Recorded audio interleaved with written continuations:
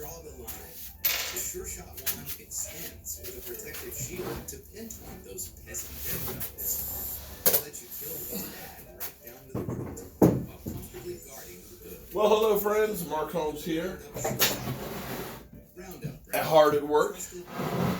I know, according to Michael, I don't do any work, so he's actually gone to spend some time with his mother and cook her dinner, and I am actually working. Surprise, surprise. All right, by now you all know that Cole Beasley has left, and I'm looking at comments and stuff, and people screaming, he's not a team player, screw him, Beasley. It's all about the money. Well, yeah, it is about the money.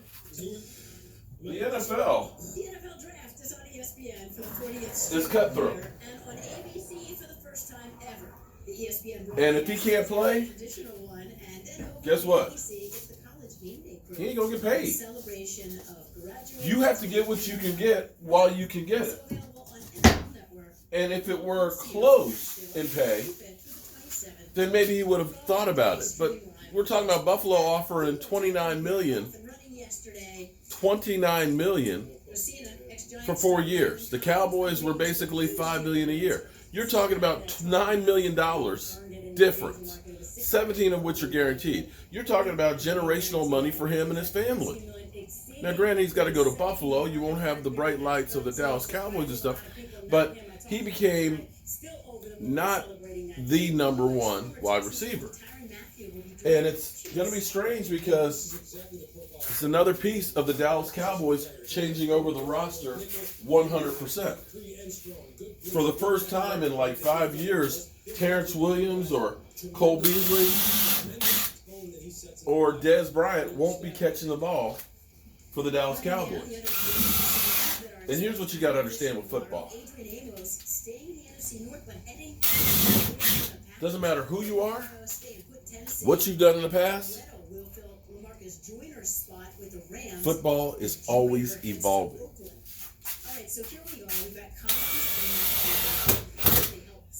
Now, a lot of people are like, man, we're screwed. We're not going to be able to do jack crap without Cole Beasley. And it'll be an adjustment because Cole Beasley was a really good player. He had short hands, and he did some really good things. But we as fans fall in love with guys and think once they're gone, we can't do anything anymore. We're going to suck. Well, here's the reality. Football is always evolving. Players are going to come. Players are going to go. And it's how you adjust to the changes. And the reality is, it is about the money and how you can get as many good players as you can for the amount of money. If we had paid Cole Beasley $7.5 million, I'm sorry, $7.5 million is what we're talking about having to pay him. It's more than we can afford to pay. And the reality is he is no longer that main target. Michael Gallup on the outside is going to start developing. Amari Cooper is going to be moving around all over the place. I hope they're going to be moving around all over the place, creating mismatches. So you'll see him in the slot. And one of the reasons why they originally signed Allen Hurns was Allen Hurns played a lot in the slot. Now, that's not to say that Allen Hurns is going to be as good as Cole Beasley. The jury's out. There's no guarantee that Allen Hurns is going to recover at all. But Cole Beasley isn't the only slot receiver that you're going to be able to plug in. And the reality of this offense is it's not predicated on solely the pass.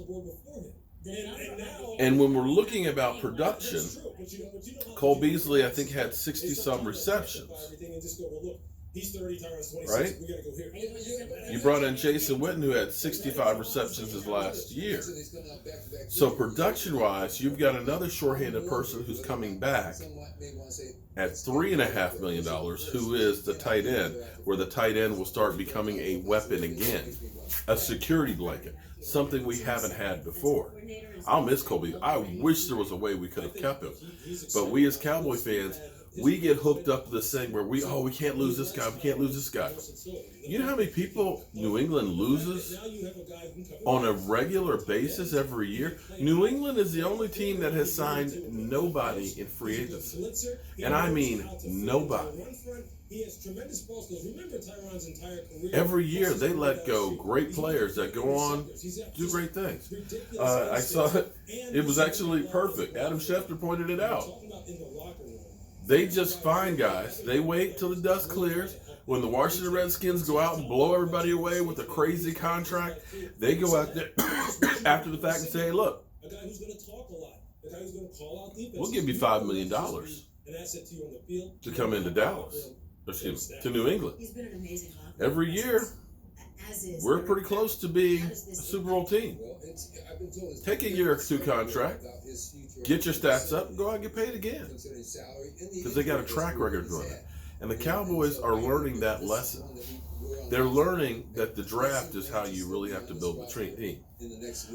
I still think a couple of pieces here in free agency will bolster that roster, and we'll see what happens. But you have to admit, in the grand scheme of things, when you look at what we've done in our division, and that is the thing you've got to look at more than anything else.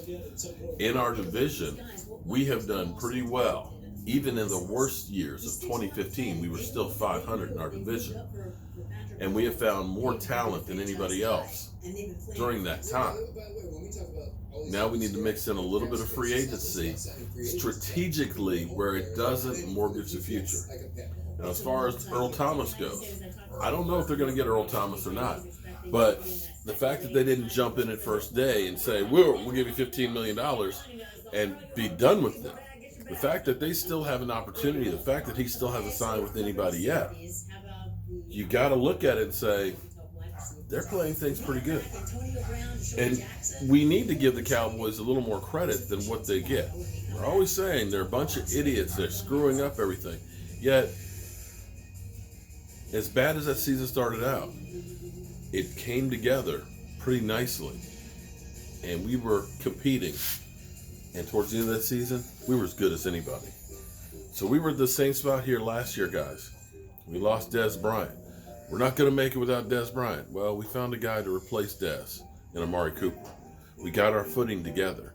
And you can look back now and say, you know what? If Dez Bryant had stayed, this team would not be where they are right now. That's a fact. So it hurts now losing Cole Beasley. In the long run, it may end up being better. So, doesn't look too bad, does it? See you guys what going here. That'll go in the corner.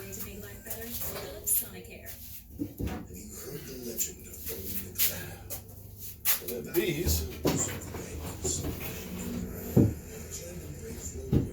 will attach like that. Boom. Not too shabby. And then another one will come this way. So,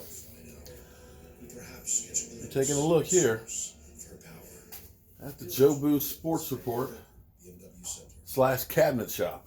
Lobster Fest is on at Red Lobster with the most lobster dishes of the year, like Lobster Lover's Dream and new Ultimate Lobster. It's going to work out pretty good. I'm Mark Holmes, and that's my thoughts on losing Cole Beasley.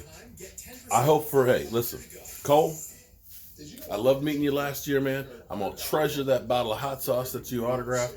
I wish you the best of luck in Buffalo. I hope you beat New England twice next year. Twice. In fact, I hope you beat them 3 times, that you beat them next year in the playoffs and knock them out. But when you come to Dallas, you're the enemy. It's always so hard saying goodbye to players because they do feel like they're family. Well, wherever you go, This ain't getting none, I guess, of me talking to you guys. For energy on Things are quiet in Dallas. And you know when things are quiet in Dallas, and with that means something going on. 4 calories, there's nothing holding you We'll back. see. Works fast, works long, tastes good. Flat Hour Energy. Energy on the go. I will see you guys with any news, if there is any.